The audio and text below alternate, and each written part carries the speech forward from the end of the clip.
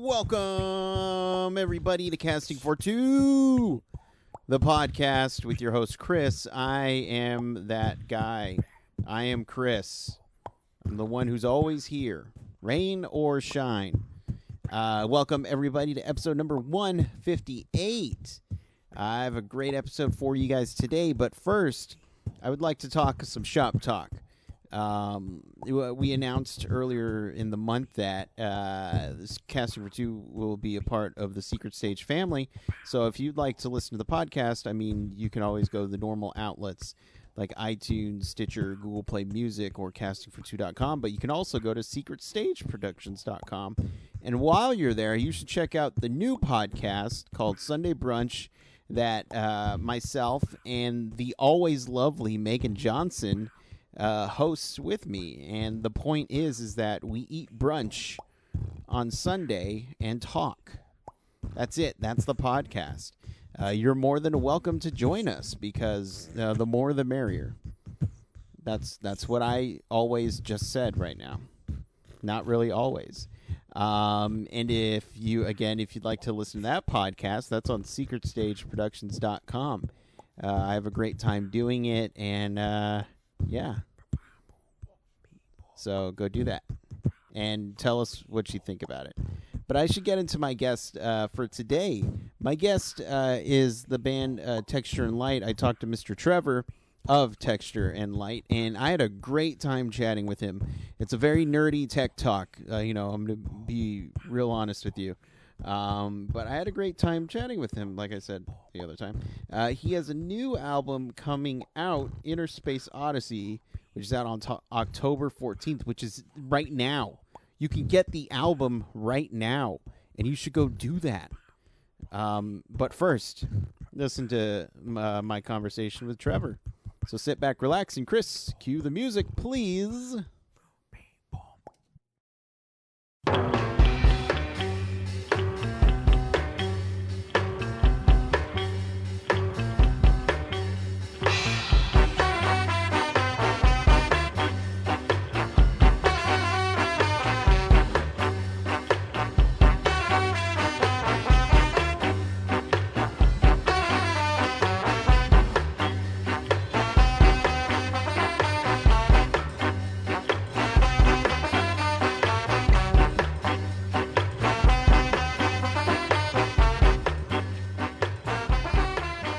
Hello. Hello, Trevor. Holy smokes, my volume's loud. There we go. So, that's all good. I tend to be a little bit loud sometimes. Oh, that's okay. I think I just had everything on full blast here. Like I said, I'm a Skype newbie. Actually, I just never really use it. I had to learn to use it for my publicist, so here I am. Gotcha. Yeah, no problem. Jumping in. No problem. I can use analog synthesizers like nobody's business, but Skype seems to evade me, so here. I'm glad that you can hear me and I can hear you. There we go. Well, I've been using Skype for years and years and years now, so sometimes I'll even troubleshoot problems just because I know, Totally. I think my previous MacBook, an update made it so that nobody could hear my audio on Skype, so I just totally gave up. And that was 6 years ago, and I was just I can't handle it. Just call me. Gotcha.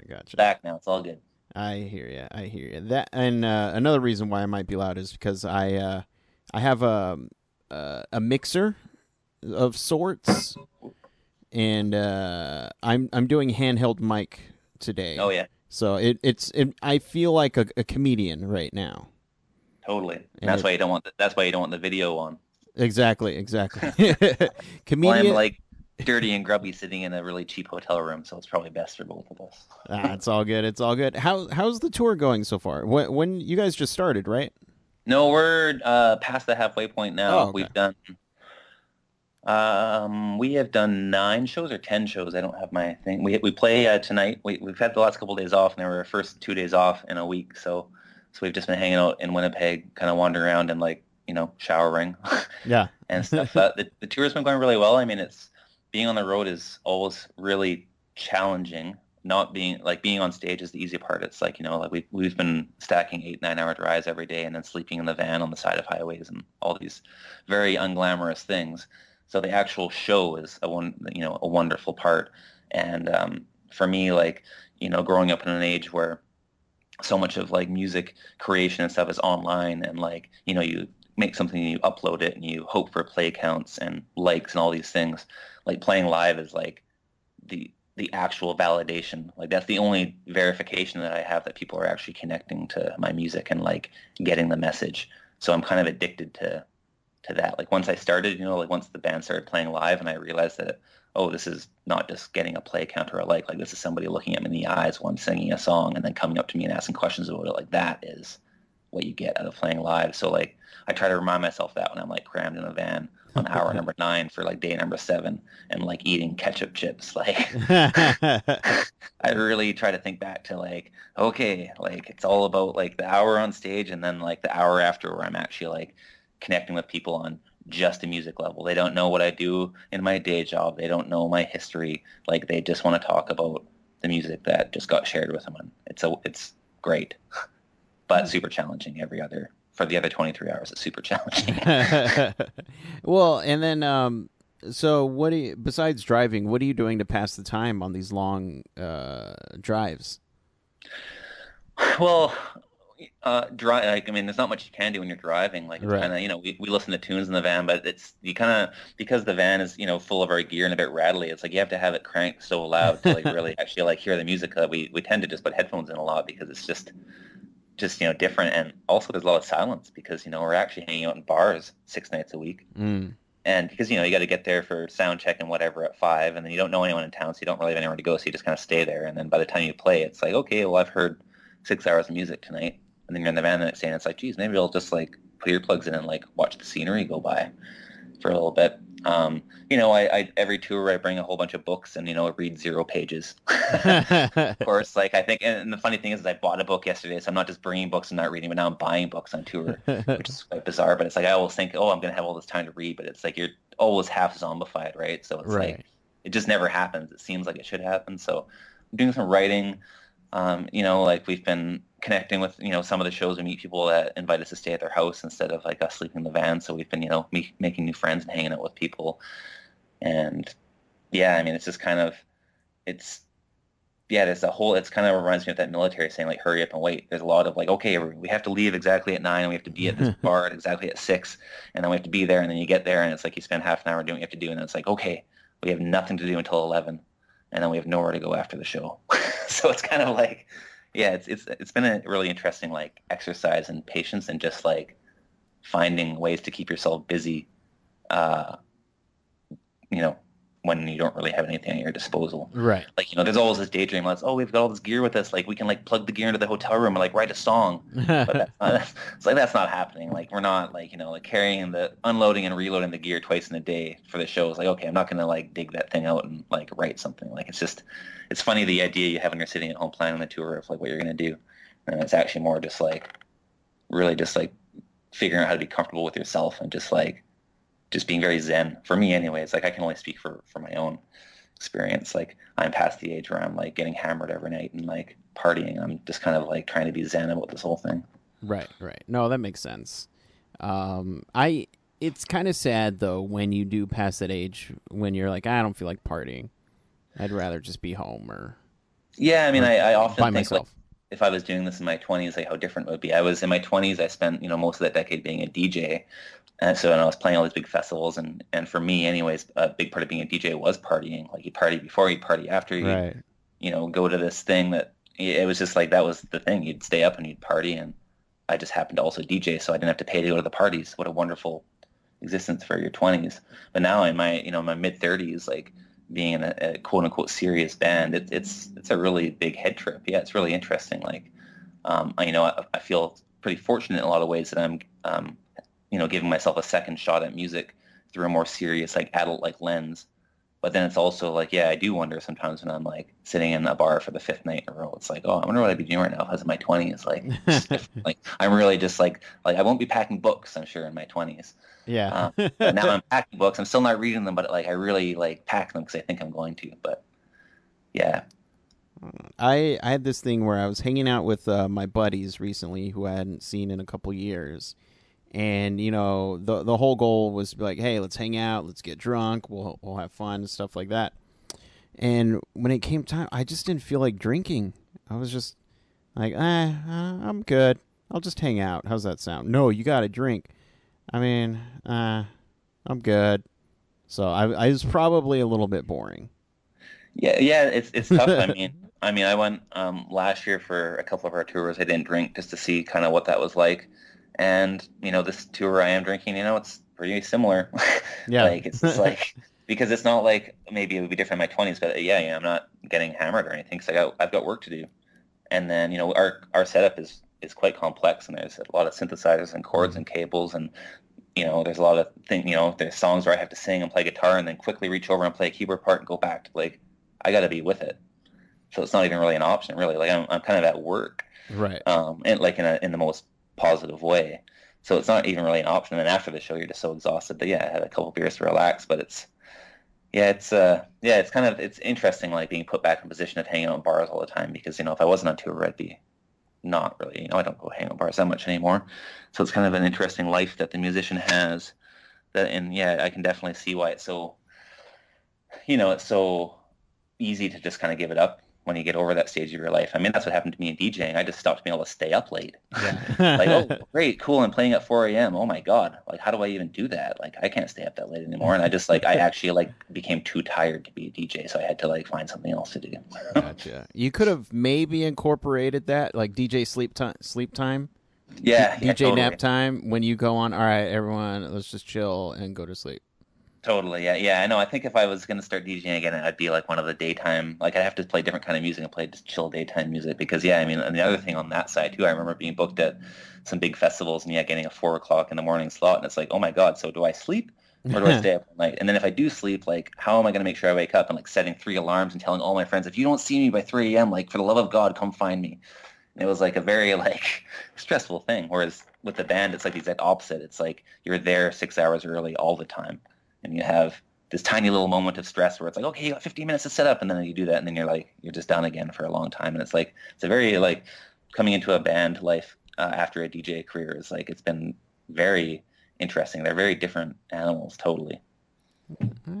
And you mentioned something that it's going to sound random, but it struck a chord with me because in film school they really pressed chord management with us, whether it's sound equipment or video equipment, anything like that. So I'm just wondering, and you said earlier your setup is a bit complex and you're running back and forth. How's the chord management with that? It is so good now. Okay. Like my bandmate Lyle is like amazing at organization. So, and I'm like good at it, but like it's not a priority for me all the time. So, and he's good at it, and it's a priority. So he's been able to really like think about ways to strip it. Like basically, like in the last couple of years, we keep on spending more money to use less equipment, and like we keep on replacing three things with one thing, and like it keeps on happening. And then like we've started to like make really unsexy purchases like cord labelers and looming Mm. rolls and all these things. So now it's like I say our setup is complex. It's only complex like it's the easiest possible thing for the club that we're playing at. Like we are no different than a DJ. We just give them a left and right, and like we take on the complexity, and everything's labeled, and most things stay plugged in now. So it's like it looks super complex, and I do need to have my wits about me, mostly because if something isn't working, I need to be able to figure out why. Hmm. But it's actually like we've got it pretty streamlined now on our end. It looks really complex, and it is, but a lot of those things have been like hashed out over the last 2 years in the studio. Like the first time we packed up for tour, like like I think it was last summer was our first like real tour, and the first time we packed up, it took us 8 hours to even pack up because like just to find the cases and the boxes and should we leave this plugged in or that plugged in. And now we can be packed up in 20 minutes, and we can be set up in 20 minutes, and I mean quicker if we really have to. And it's just like we take on that complexity, and we've made a system, and we've bought better gear for what we're doing, things with memories and things that we don't have, like that have the extra things built into them, as opposed to having a whole separate piece of gear to do that. So yeah, so I mean it's been a learning experience, and like it was a big step for me when I got to the point where I realized I didn't have to bring my whole studio on the road with me. Yeah. It's like, oh, cool, this synthesizer made that bass line, so I better bring it, the whole synthesizer, play those two songs. And then like, oh, cool, I'm buying a new synthesizer. Oh, I better figure out how I can work that into the live setup. And it's just like, and then I went to go see a concert last year of like one of my favorite artists, Magical Clouds. They're a Canadian like electronic duo that actually broke up a while ago. But I went to go see them, and like they had such a tiny setup. And Hmm. I was actually super inspired by it. It's like, oh, cool. As much as like the wall of gear looks cool, it's like I actually like I loved their music so much. Like I actually like it just wasn't like I was just actually more in awe that they managed to get that much sound out of a small setup. And I was like, man, that must be so much easier. Yeah. So we really like focused this year for this tour and for the upcoming shows. Like we really spent the spring like refining our setup and making it so that things were connected together. And like, and then I really enjoyed the challenge of re-synthesizing sounds from a different synthesizer onto the only one that I'm bringing out. Like I actually quite enjoyed that. So yeah. Right on. I remember I was working a convention, and I have a Zoom recorder, and I love my Zoom recorder. And I was walking around conducting interviews, and I met another fellow group of podcasters that had a full mixing board, and I was just, isn't that kind of a hassle? He goes, yeah, that's why I built a costume around it, and so he had this full mixing board, and I was like, well, I just have my Zoom recorder, and it does everything that can. Bye. And he was just, oh my gosh, that's so nice. It's Yeah, like yeah. oh sorry, go ahead. No, I was just saying it's the size of the first Game Boy, but I love it. Yeah, I have one too. I bring it on tour with me for field recordings, mostly Yeah. trains. For some reason, I keep on recording trains when I'm on the road Okay. because I never think of bringing it. Because in a bar, you can't really record anything because there's canned music playing. So it's like seems to be if we stop at a roadside stop and there's a train going by, I'm running to get it. Um, but yeah, it's really like because both Lyle and I are so like gear oriented and like interested in like the technical aspect of things and like gear, it's like really hard to realize that you don't need to bring it all, and that for every person in the room and the audience that is obsessed with gear, there's 99 other people that actually don't care at all. Right. And even those people that are obsessed with it, like when they see a stripped down setup, like I did when I went saw Magical Clouds, it's actually just as cool. So you're like, how are you doing all that with just those things? Yeah. And then it's like, wow, I see everything's like connect, like it's like it's actually cool on a different level. And if the people are technically interested, then we still have a whole lot to tell them about our setup and what we've learned and what we've, had to do. It's just not like, maybe it's not as impressive as the wall of synths in the photo op, but like it's just as technical. And then for the rest of the people, like, they're there for the music anyway. So, but yeah, so it's really hard for us to like remind ourselves sometimes that like, like it doesn't have to all be there. And like, yeah, like sometimes a smaller, cheaper thing can do the job of like a really big, fancy, expensive thing that we also own. And like sometimes it's just about like, well, is this lighter? Does it fit on the rig better? Is it like easier in every possible aspect but slightly less cool? That's fine. Right, right. And see, I've been going through this phase these couple of years where I'm trying to upgrade a lot of my equipment because I haven't really done anything for a couple of years. So I remember when I first got my recorder, I got it shipped at my work, and I opened it because I was so excited to see it. And my coworkers were just looking at it, and they're just, what is this? What does this do? I go, oh, it's so that I can record audio. And, if I'm in the field, it has 6 channels and blah, blah, blah. And they just looked at me, they go, it records audio? Like, yeah, like a phone? Yeah. and I was just, well, this is wasted on you. Yes, just like a phone. And then when my girlfriend saw it, she went crazy. She's like, "Oh my gosh, it's boots faster, and it does this." And I was like, that's the response I was waiting for." Well, and that's something too. Like I actually have had this conversation a lot lately about like I'm convinced that like this whole like all-in-one device is actually just going to be like a fad because I Right. think like because myself like I actually repurchased an iPod and my wife and I Mm-hmm. repurchased a digital camera because like I don't want to have my phone with me when I'm on a hike. And if I'm doing field recording, like I don't want to turn on my phone to record because I have a text message from work or whatever. Like I Right. actually like and when like when I go backpacking or camping, it's like I don't want to bring my phone because it's my camera because I actually would rather just leave my phone at home. Right. And it's like, and I think like a lot of people seem to be kind of like growing towards that again, where it's like, oh, doesn't that sound great to have everything as one? Like, oh, cool, my phone's my alarm clock. So when I wake up in the morning, the first thing I see is that I have 3 missed calls and 2 new emails. It's like, is that actually what I want to be seeing? And it's the same thing, like, with all this, like, like I can tie it into like our live setup. Like we don't have a laptop in it, and like it could be like street cred or how cool it is, but it's actually like for us, like part of it is just how like the limitations, like it makes it more interesting. Like we have a piece of gear that like does these 5 things really well, and we're using 50 or 70% of its capability to do those things. And isn't that cool? And then we have a different esoteric piece of gear doing the other things. And like the combination of like our setup is totally unique because what are the chances of anyone in the world having those 7 or 8 pieces of gear in our live rig? Whereas the ironic thing is if we're running everything off a laptop, off Ableton Live, which we use in the studio, and we're not against laptops or anything, like we use them all the time in the studio.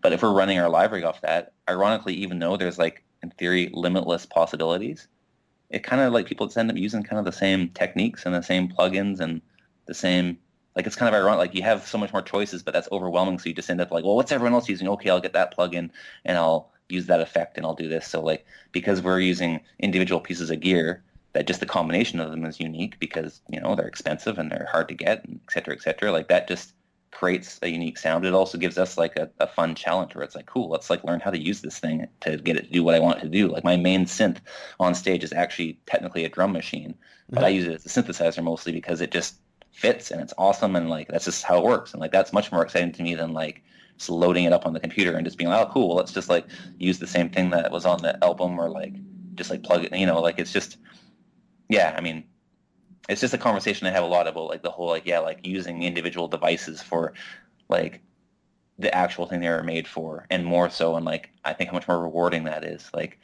I just think it leads to like happy accidents, but I also think it leads to like knowing the equipment better, which I think leads to happier like planned things as well. No, that makes so much sense. I've always never been a fan of using my phone as an MP3 player. I still have a Zune.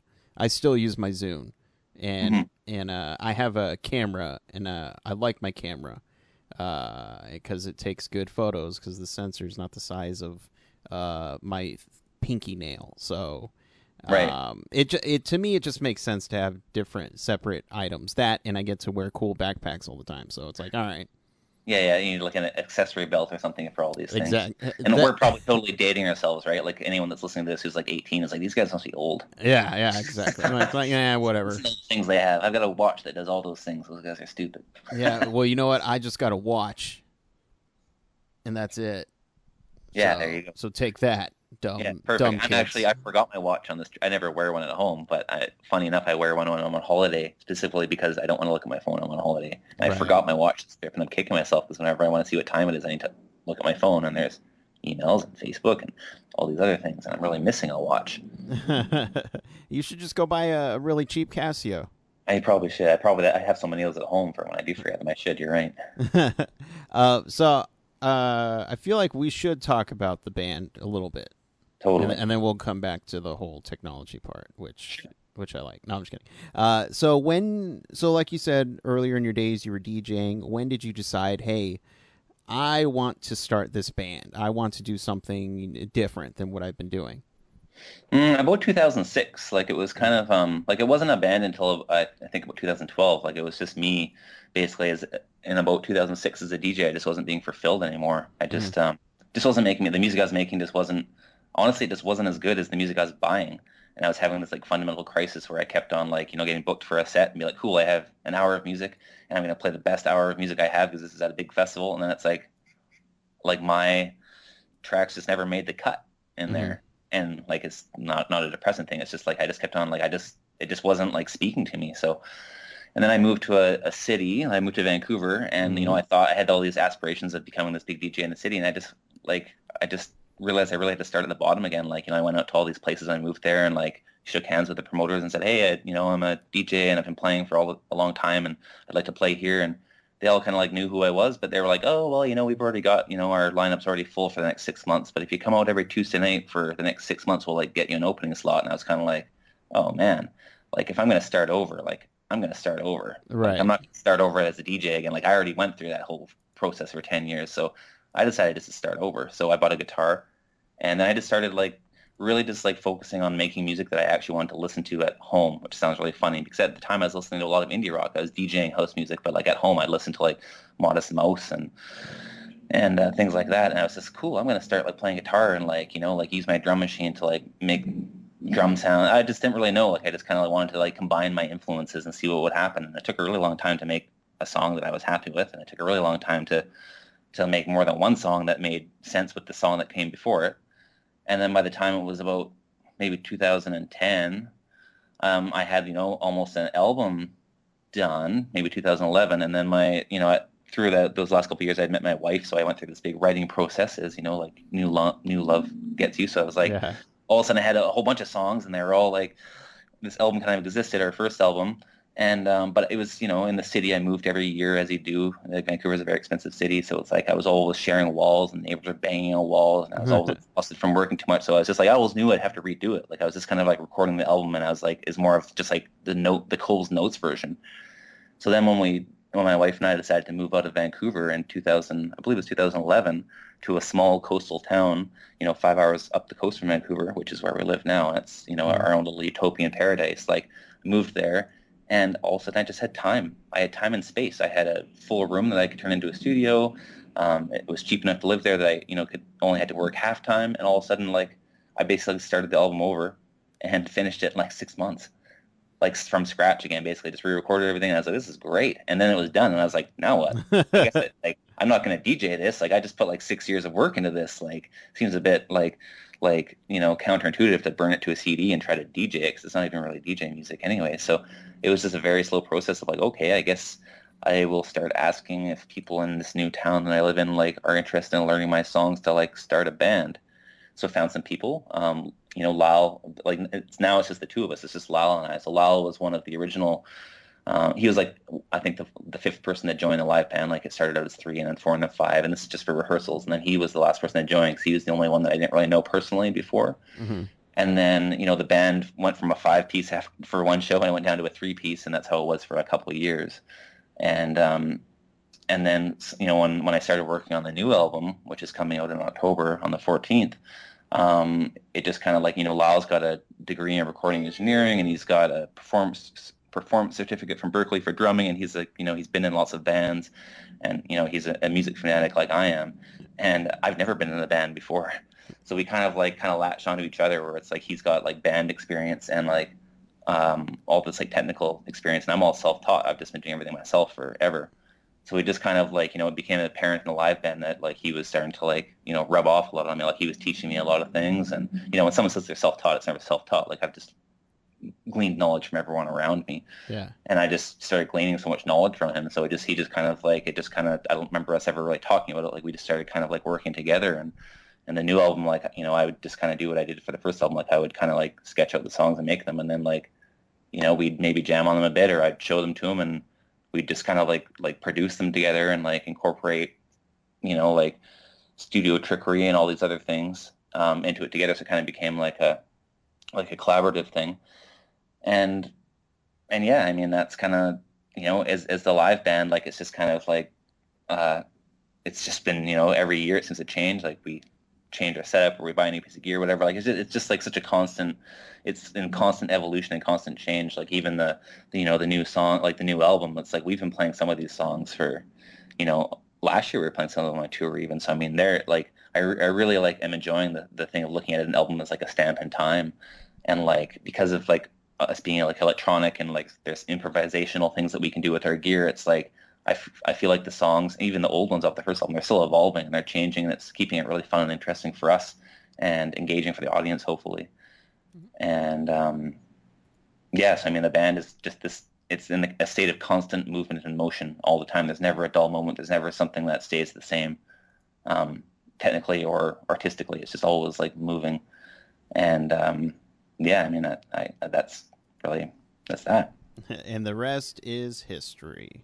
Yeah, so we don't have much history yet. The rest is future. The rest is future history. And and so, is there? You mentioned the new album, Inner Space Odyssey. On the album, is there one song in particular that you enjoy playing in front of people? There's a few that I really enjoy. Like "Pictures to Burn" is something that we played last year for our last tour, and like, it was just something that instantly resonated with people. People would come up after and be like, "Oh, that one song about the," they'd say a couple words from the chorus, and that's something that like, and it was only half done being recorded then, so we, the album version had a much more added to it, so therefore the live version has changed as well. So like, that's something that just that's the song that really seems to connect with people. Yeah. And then for me, like, singing those words, it really resonates with me. Like, I really feel like I'm transported to a different space when I'm singing them. So it's a really cool experience for me performing that song. Predators is another song. Like it's a bit of a challenging song to play in a small room with people that don't know our music because it comes across as pretty negative. The lyrics are written from a point of view from an introvert. Myself, I'm a pretty extreme introvert. Like Uh-huh. being frustrated with living in an extrovert's world, and so it can and it's surface level lyrics. I mean, it's pretty frustrating. But like I'm kind of the school of thought that like when you have like anger or you have frustration, it's like the healthiest thing to do is actually like name it and like let someone know instead of just bottling it up. So like that song when that was written was about me like just like how I was feeling that day or that week or whatever it was. Like I just had to let those out. But then like the music underneath is like super groovy, so it's like super fun. Like people either don't connect to the lyrics and they're just dancing, or they're like people come up and they're like, oh man, that sounds crazy. And it's like so like that's like a really like fun balance to it. But I do have to like before we play it, like like Lyle advised me that I should maybe just make sure that people in the audience like realize that it's written from a place of compassion, or that it's not necessarily about them, because it's like we're like part of this music is about spreading like messages, and it's like if people are just taking things at the surface level, like they can mean anything, right? So it's kind of an interesting one to play because it's like I get really excited to play it, but then I have to like remind me, okay, just so you guys know, like the lyrics in this one get a little bit like gnarly, and it's not necessarily about you. Okay, here we go, and then everyone starts That's great. I had pictures to burn on the list of songs that actually stuck out to me, so I'm glad that you like playing it. Cool. Yeah, that's yeah. I mean, it's great. And then on this tour specifically, Symbiosis has been really resonating with me, just because like this is actually the first tour that my wife was in the live band up until this spring. So this is the first tour I've done where it's just not only as a two-piece with just Lyle and I, but also the first tour I've done without my wife being in the band, which I didn't think was a big deal at the time. Like, oh sure, cool, yeah, no problem. And now I'm out here on the road, and it's just like, oh man, it's actually quite a lonely little existence being on tour in your mid-30s, like hanging on bars every night. So Symbiosis has like been I find myself really like getting into that song, singing it, because I feel like it's like almost comforting to me. Like it's the song, about the connection between my wife and I and the symbiotic relationship that we have. So that's been a really cool song to just kind of like every night kind of sing. And it's kind of almost just like a little like a love letter back home, even though it's like kind of a dark song, but again, written out of a place of compassion. There we go. And so for the people at home who'd like to be in contact with you, where can they do that? Well, our website is textureandlight.ca. So, I mean, and on that, it's got, you can jump off to, my email address is right on there, but you can jump off for Instagram. Like, if you want to see pictures of what we're having for breakfast, that's Instagram. Mm-hmm. But if you want to just know the big news, like our email list is the best way to do it. Like, we only send emails out for tours, videos, and new music. So if you don't want to know what we had for breakfast or what I think about a piece of street art that I just walked by, like signing up for the email list, like just gets you the highlights. And I mean, that's also like a good way just to guarantee, people don't change their email addresses that often. So that's like actually like probably a long-term way. I know that the email lists I belong to, I actually read them. Whereas like some of the other things, like it's so hard to, you just get all bogged down. We're also on Facebook, of course. The Facebook address is just / Trevor Refix because, I made that page before the band existed. Right. And you can't change the name after. But I had like 200 likes at the time, and I was like, oh man, okay, whatever. And like, you can't live, in big bold letters when you pick your name, it's like, you can never undo this. And at the time I was like, oh yeah, totally, because I didn't even have the name Texture and Light in my head yet. Yeah, no problem, Zuckerberg. Yeah, totally, no worries. I get it now. It's just like, please, how famous do I have to be before I can pay you money to change it? But probably a ways away. But yeah, so the Facebook one is actually / Trevor Refix, but it's all linkable through textureandlight.ca. Right on. And so, Trevor, have a good show tonight, and I can't wait for the rest of the peeps to listen to the new album. Thanks, man. I should also mention that the first single is available online now, like to stream, like on our website, but also just on SoundCloud. Theft of the Sky is the one that we just kind of I just wanted to sneak one out there in the audio realm so that the people that didn't know about us on this tour could like go to our website and hear something new, as opposed to like listening to an album that's 3 or 4 years old and being like, oh, should I go see these guys? So there is a single that's sitting there from the album that people can play and listen to now to kind of get a taste of what the new album's going to be like. And thanks so much for the interview, man. It's been really great. Nice to have something to do on a day off, and I guess not technically a day off. I do work tonight, but yeah, day off. It's been really nice to have something to do, and nice chatting with you. Yeah, you too. It's been great. Whenever you want to come back and chat, just let me know. Especially, we'll get tech talk. Oh yeah, totally. Yeah, that might be a good one to have Lyle jump in on because he's got a way more of a technical mind than I do. So that might be a good like part two. If you want to go down the rabbit hole, that There would you be go. yeah, totally. We'll do it. We'll do it. Sounds good. But you have a good day, and I'll talk to you soon. Thanks so much. Take it easy. All right, you too. Bye bye. Okay, bye.